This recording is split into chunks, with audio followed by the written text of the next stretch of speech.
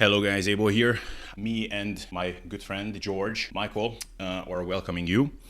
And just a brief story, by the way, about this t-shirt. I bought this in 2011 on a George Michael concert in Budapest. And that's, I don't know, always have bittersweet feelings when I look at this t-shirt. Well, double bittersweet feelings. Sweet because George Michael is definitely one of my all-time favorite artists, and I'm very happy that I got to go to his concert before he sadly passed away. Then the bitter part, for one, because he sadly passed away. And it's really sad, like each time when June 25 came along, I was thinking to myself, man, it's so good that George Michael is still only XY year old and he has so much left to perform and of course to live.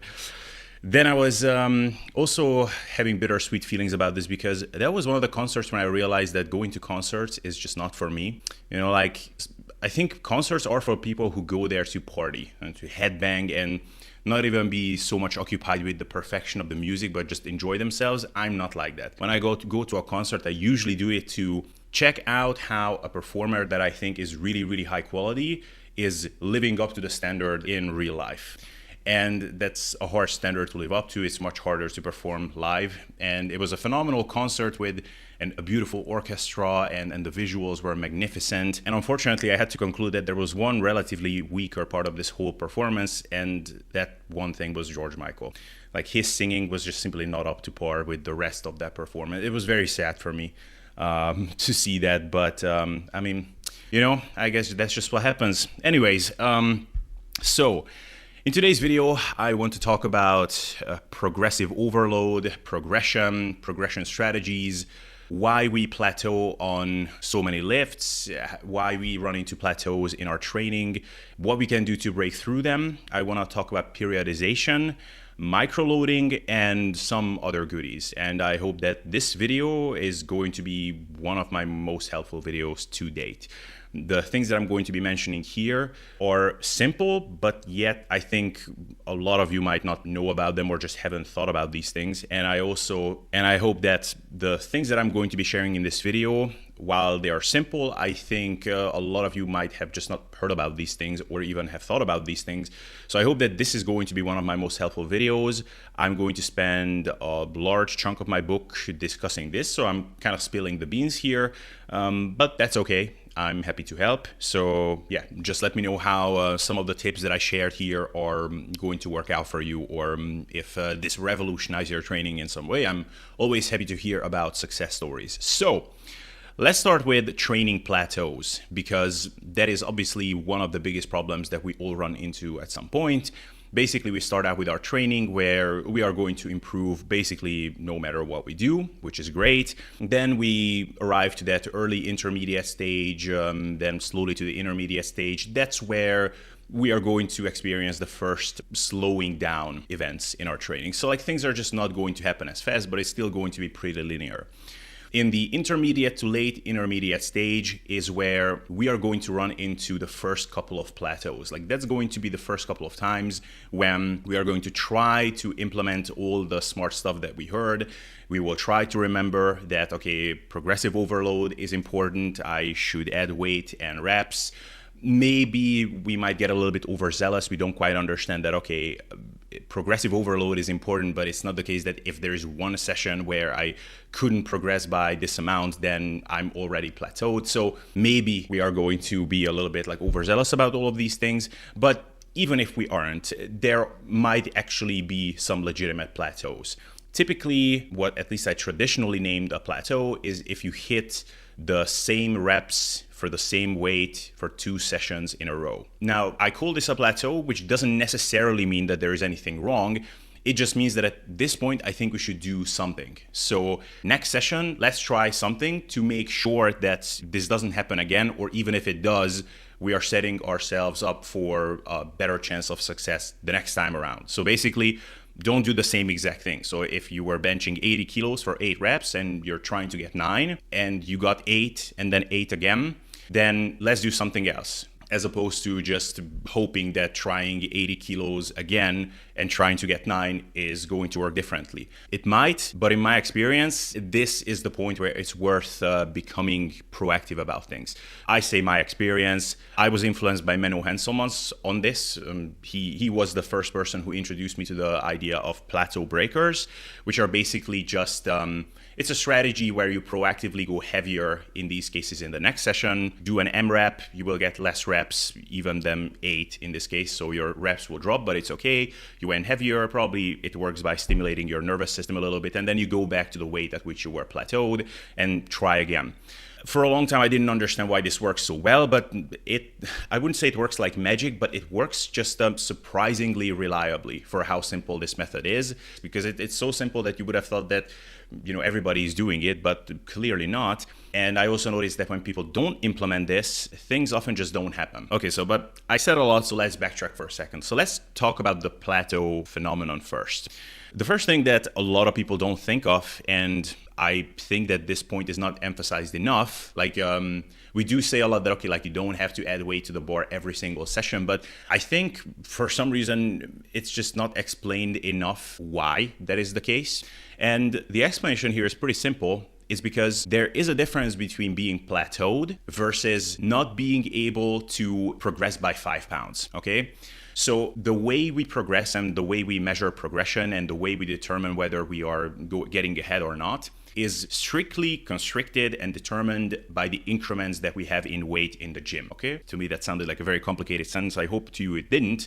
But basically, in most gyms, 1.25 kilo small weight plates, those are the smallest increments that we have. So if you're doing barbell lifts, you can add 1.25 kilos on each side. That's 2.5 kilos in total, which if you're using, let's say, 100 kilos on some lift, then 2.5 kilos in total, that's a 2.5% increment on that lift. If you're using 50 kilos, then that's a 5% jump on that lift. And, you can always do the math. On other lifts, usually it only gets worse from here. So barbells are pretty much the king when it comes to how gradual you can make your progression.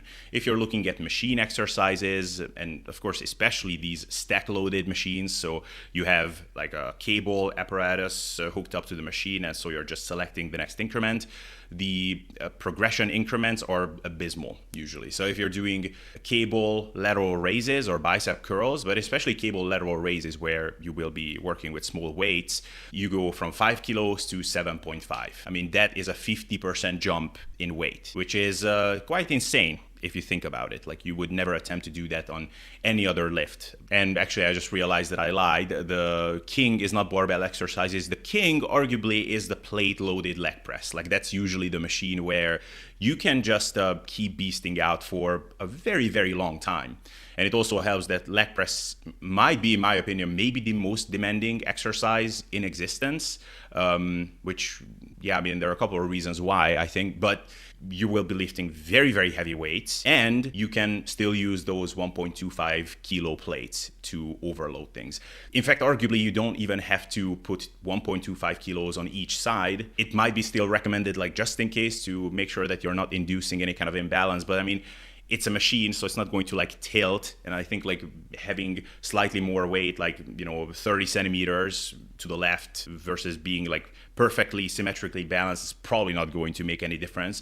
So you can very nicely microload it, and you can progress on it for ages. And again, it helps that it's this demanding because you're not going to push yourself probably as hard as you possibly could in most cases. So you will always have a little bit of extra room by just pushing harder. The point is that progression and how fast that happens and how frequently these plateaus happen, those cannot be separated from these logistical considerations, like how big the weight plates are in your gym. So let's take a very classic example. So we mentioned the 80 kilo bench press. So you were doing 80 kilos, let's say for 8 reps, or let's say for 7. I don't know, for some reason, this 9 reps for the bench press, it just bothers me. So 8 reps, okay, that's the target. So you were doing 7 reps.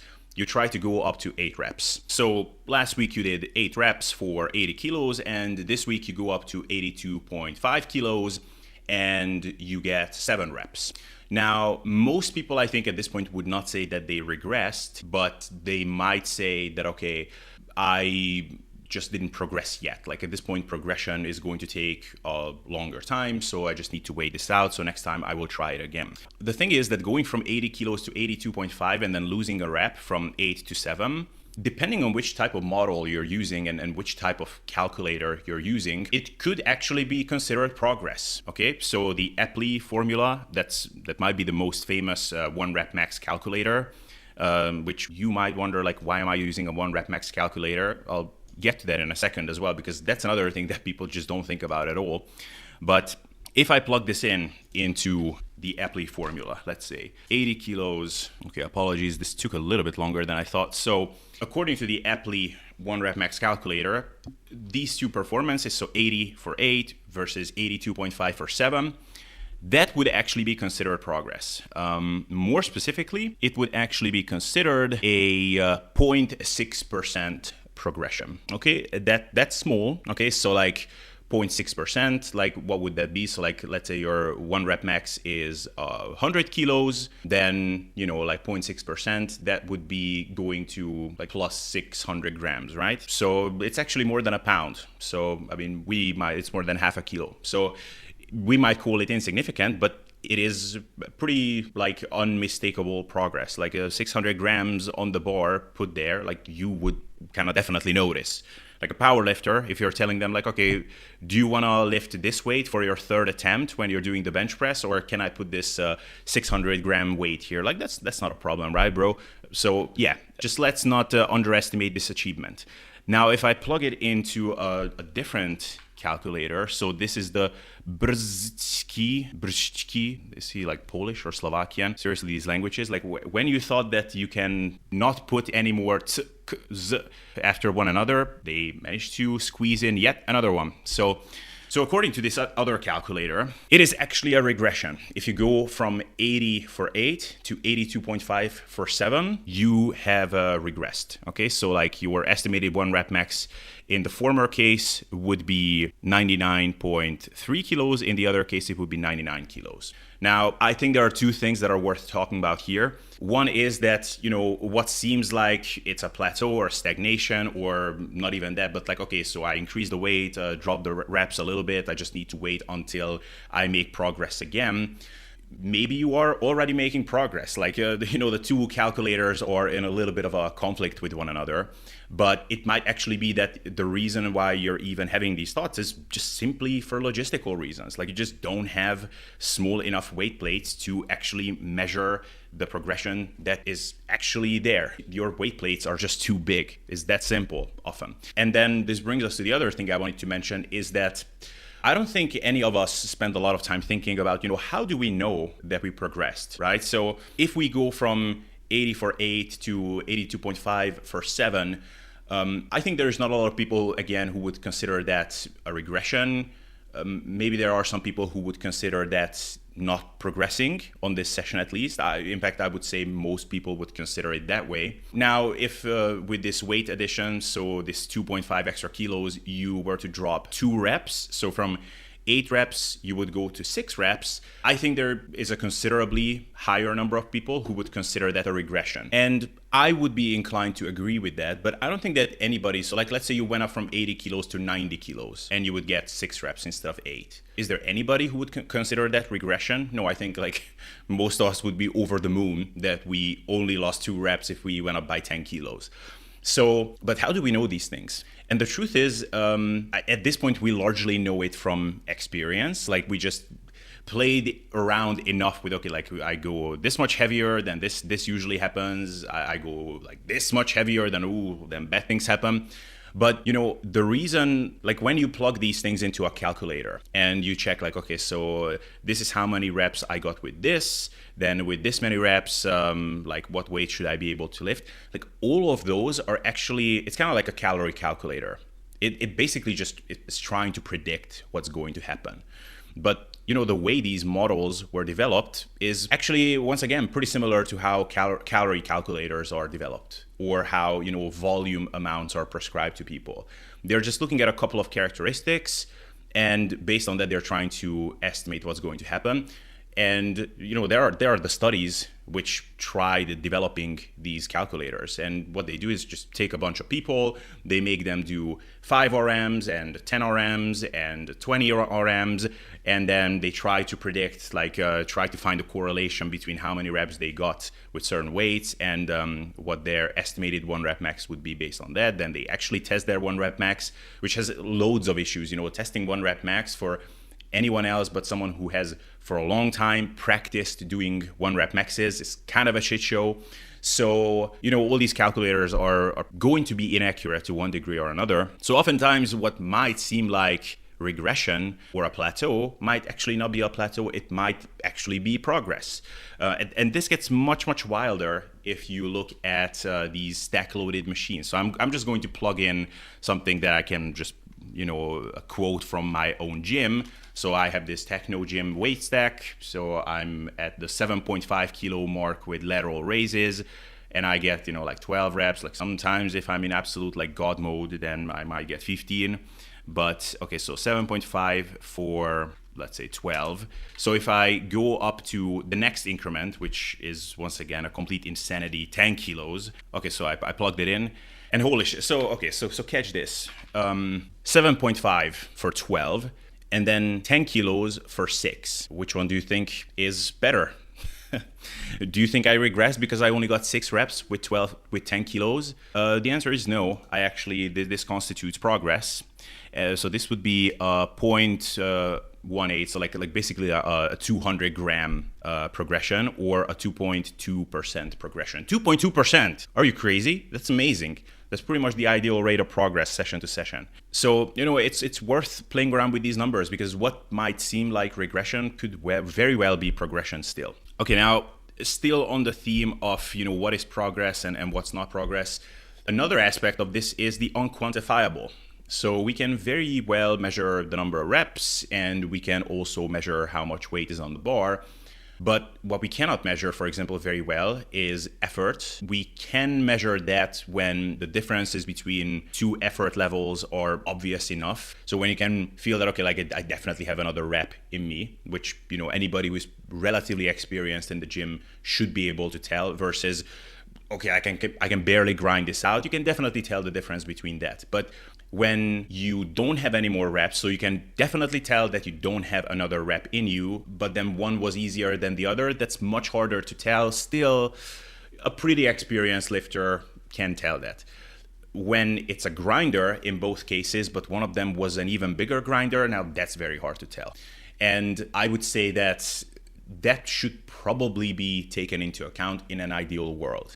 So what I said about not being a fan of RPE, maybe I should be a bigger fan of RPE. So, I was making fun before, like a year ago. Guys, I changed my stance on a lot of things. In this past year, I learned so much, honestly, which is pretty cool. But I'm actually planning a video on on all these videos, I was wrong here, here, and here. I'm actually working on the video now. But, I was kind of making fun of this whole idea of, 9 RPE means that I would have had another rep, and then a 9.5 RPE would be I wouldn't have had another rep, but maybe I could have done the same thing with a bit more weight.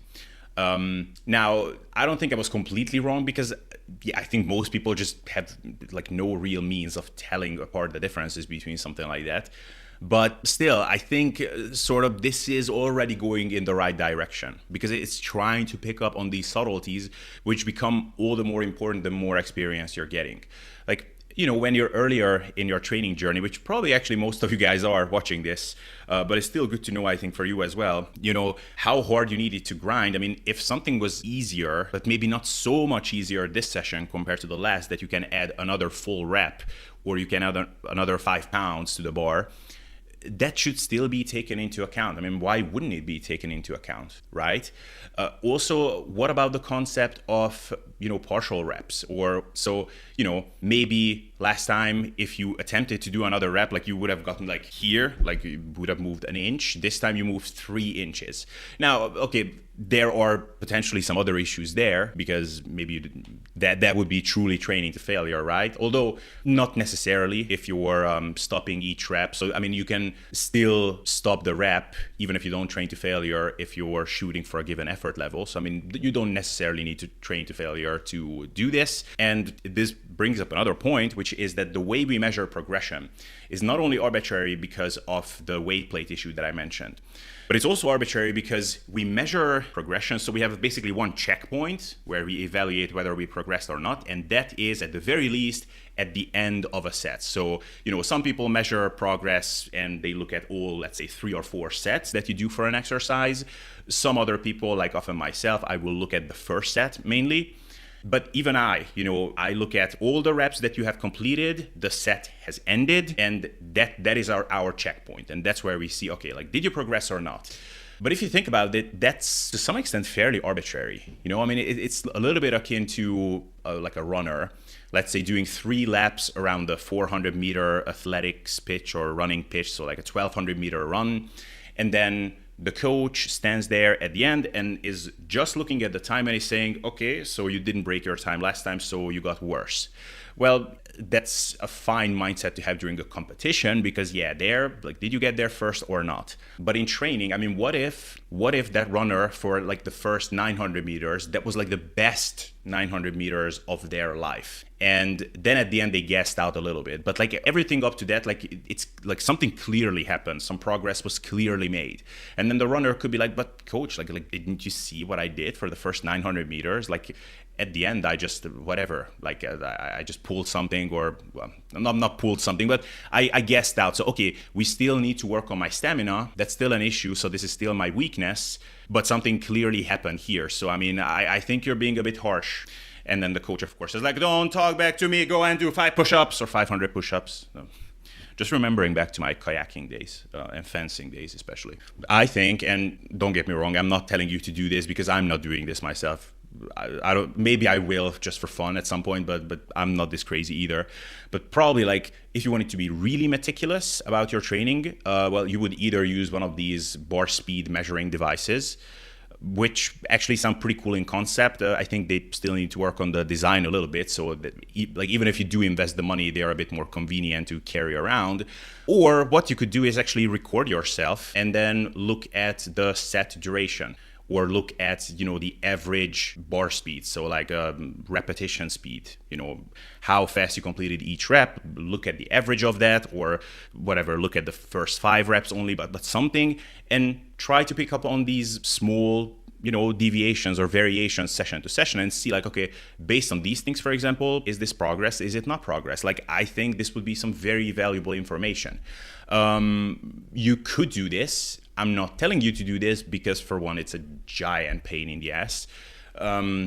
Secondly, like, you would kind of really have to be systematic with these things because in the wrong hands, these tools could easily turn into something that leads to either just obsession or just poor training practices or actually fooling yourself into thinking that you're progressing, whereas you're really not. It's like, okay, actually my bench press has been going down by like 5 pounds every session, but the bar speed looks really good, so I'm progressing, right? No. So, you need to know both like the theoretical underpinnings of all of this, and also you just need to have some experience to make good use of these things. But all this is to say is that there's a lot of like little unquantifiable things which are unquantifiable because we just simply don't have sophisticated enough tools for them. But I think it's important to understand that yes, weight and the number of reps is the most straightforward and often foolproof way to measure progress. But it has its imperfections, and in many ways it's actually arbitrary and is a pretty limited way of measuring progression. Now, I also want to talk about periodization real briefly.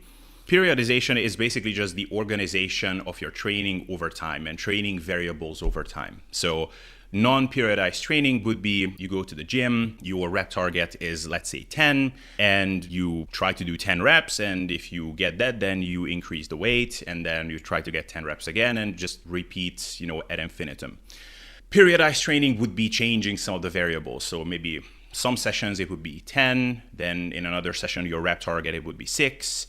Maybe in another it would be 4, then back to 10, or maybe in some sessions you would only aim to hit a PR in the first set. In another session you would aim to hit the rep target in all 3 sets. There's a bunch of things you can vary this up. There are, 3, 4 or more like famous periodization models, but this is basically what periodization is. Now, It is often said, and I would agree with that periodization strategies are something that are going to benefit more advanced lifters. So yes, while you're a beginner, you would just aim to hit 10 reps with higher and higher weight. When you're more advanced, you might do something like, okay, so week 1, 3 sets of 10, that's your goal.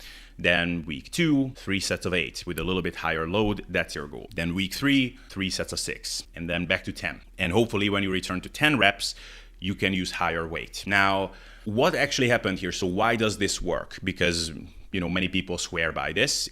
I also like to implement DUP, so daily undulating periodization. It's basically the same thing. So it's basically just switching between different rep targets. But why do these things work? Is it because by going from 10 reps to 8 reps, you're working like a different type of muscle fiber, or you're stimulating your nervous system in a different way, and that is able to ignite progress once again? That's going on here? Or is it just the case that before you try to add 5 pounds or 2.5 kilos to your 10 rep max, you waited an additional, 2, 3, 4 weeks? I could, to be honest, easily see that it's the latter. But it could also be another thing, and that is, maybe, and this goes back to the calculator issue once again. So let's say you do this kind of periodization protocol where you go from 10 reps to 8 reps to 6 and you change the weight. When you do this, you're probably going to try to estimate what would be an appropriate load for those rep targets. So if I did, let's say 100 kilos for 10, you will select a weight which should be good for 8 reps. How do you know what weight that will be? You will try to estimate it with a calculator, which at this point is probably going to be pretty accurate, but might not be completely accurate. In fact, it's most probably not exactly accurate. Maybe it's going to tell you that, okay, like let's say it's 110 kilos or 105 kilos. I don't know what it's going to be. And it might turn out that, yeah, it is actually quite accurate. So you go to, let's say 105 kilos, and indeed you can do 8 reps, but you conclude that, okay, I could do it, but this feels harder than my previous, 100 kilos for 10 did. Or it's easier. And, is that because you're not used to benching with 105 kilos? Is it a nervous system thing? Is it a muscular thing, a muscle fiber thing? Or is it that this estimation was actually not correct? So maybe if it feels harder this time, then, with this 100 kilo weight for 10 reps, you were like not quite at your limit. Like this was not a 10 RPE, right? Like this was not you truly giving your all to complete it. You still have like an additional, like fraction of a percent in you. Is just, well, since you cannot add that amount of weight to the bar, and there's no sense in attempting like a quarter rep and then like dropping the bar onto yourself. You just stop there. But this, 105 kilos for 8 reps, now that is truly pushing you to your limits. Or, it could be the other way around. Now it's easier. So, okay, that was a 10 RPE. This now with the 105 kilos, this is only like a 9.5 RPE or something. So I think that might be another reason that you might be actually better able to push yourself exactly to your limits, which I think at some point is necessary to induce progress.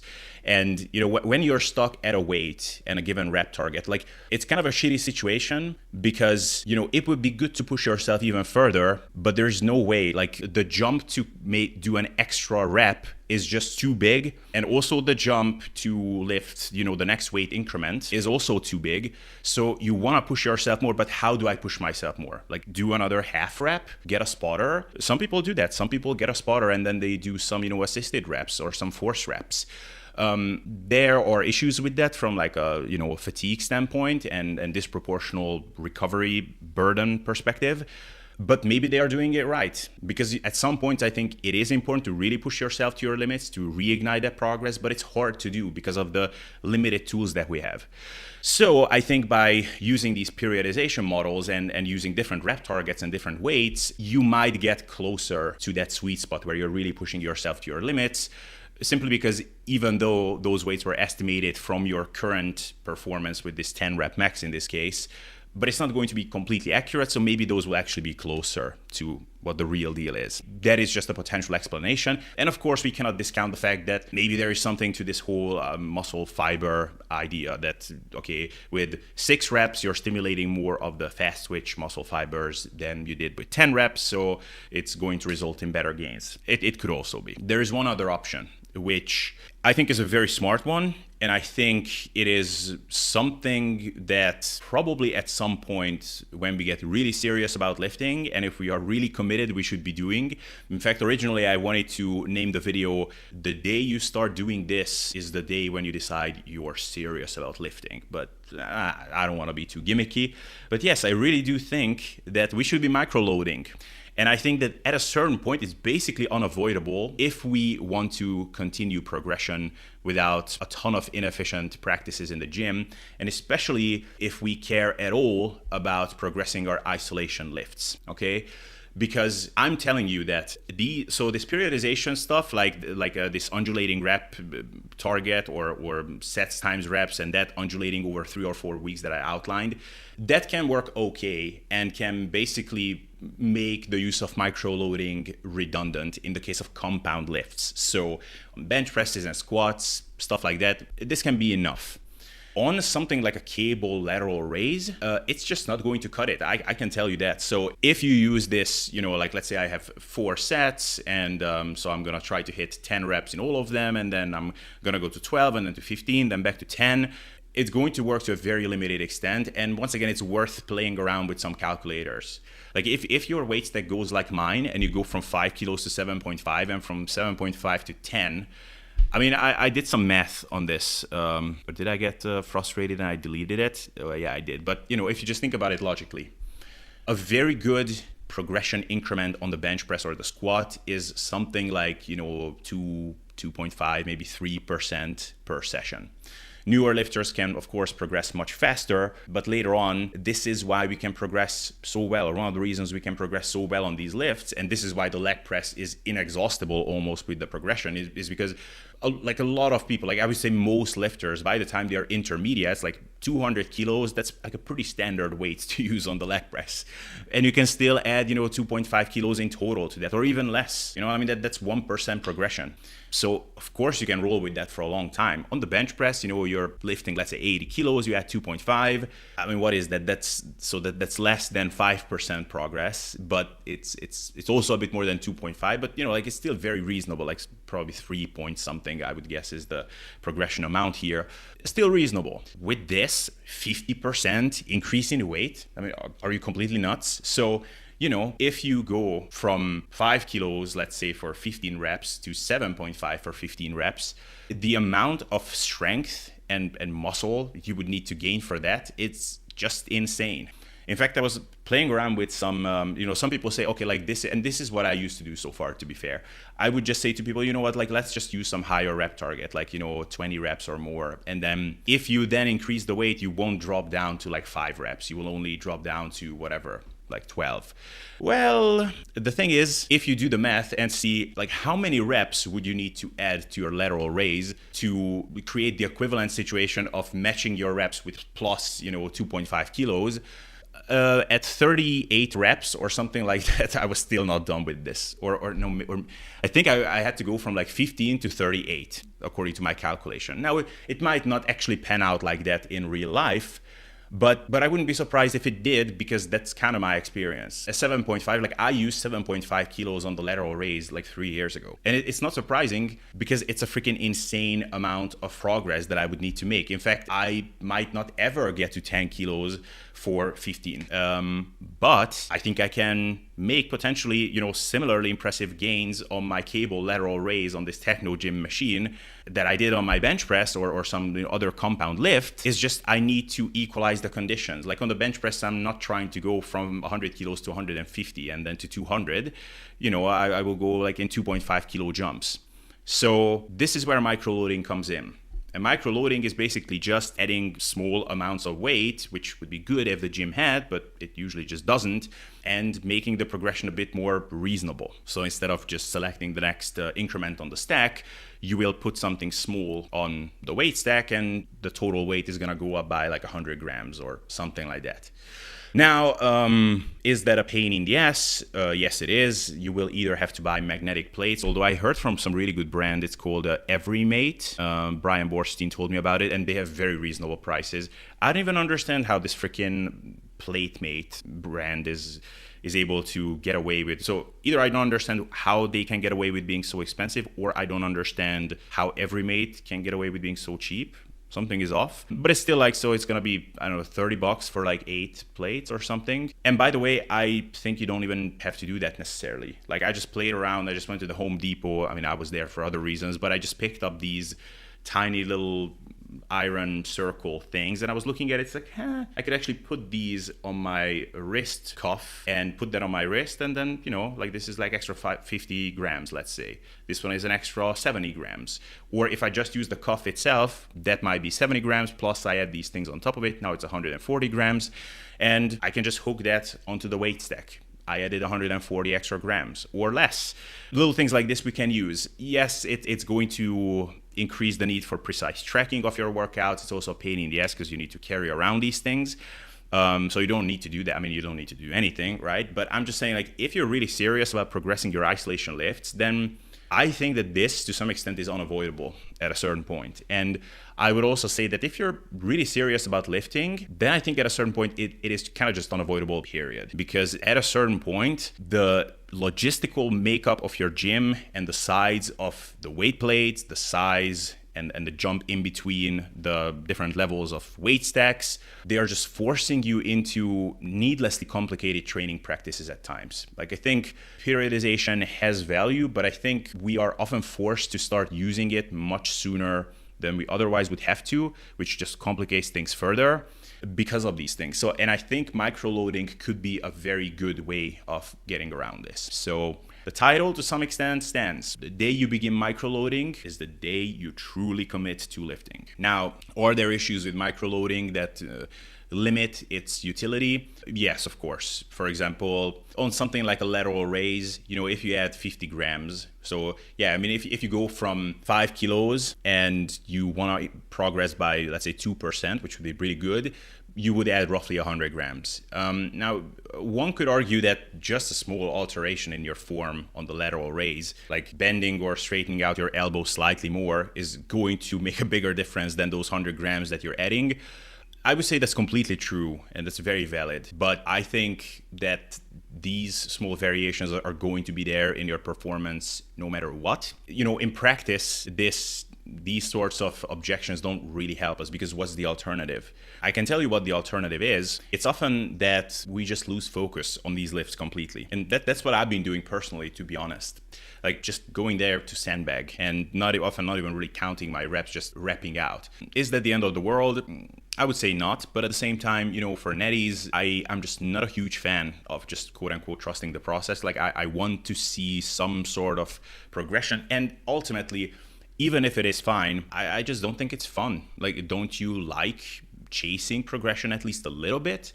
I mean, I think this is the thing that hooks us oftentimes. Like, we go to the gym, we're not quite sure whether we really like this whole, like, all the meatheads and, you know, like the girls that are not looking at us but are looking at the meatheads, which is frustrating. There are some things that we like about it, some things that we don't, but when we can see that, okay, God damn it, like week to week, I'm just getting better and better, and now that's really motivating. So when you're just having like 2-3 exercises each session, like curls, like tricep extensions, whatever, like leg curls and like lateral raises that are just haven't progressed in like months, if not years. I mean, it's pretty discouraging in my opinion. And basically, I think this plays a big role in why a lot of us have exercises which we just perpetually, chronically skip and just do kind of haphazardly, like in this campaign sort of fashion. Like, when we are in the mood, we will do them.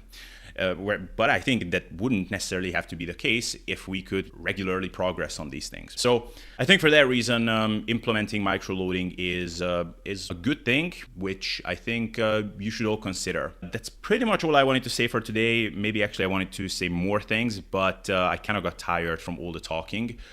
For how long have I been recording? Is that possible? No, surely not. Oh, no, it is. Holy shit. Okay, I'm curious like what the end result is going to be when I edit all the fluff out. So yeah, guys, that was the video for today. I will see you soon in the next video. If you're interested in Uncle Abel, no, definitely not that. Control Z, I didn't say that. But yeah, so if you're interested in working together with me, then check out the show description. You will find how you can be coached by me or do a consultation with me. And for more content like this, please subscribe, and I will see you in the next video.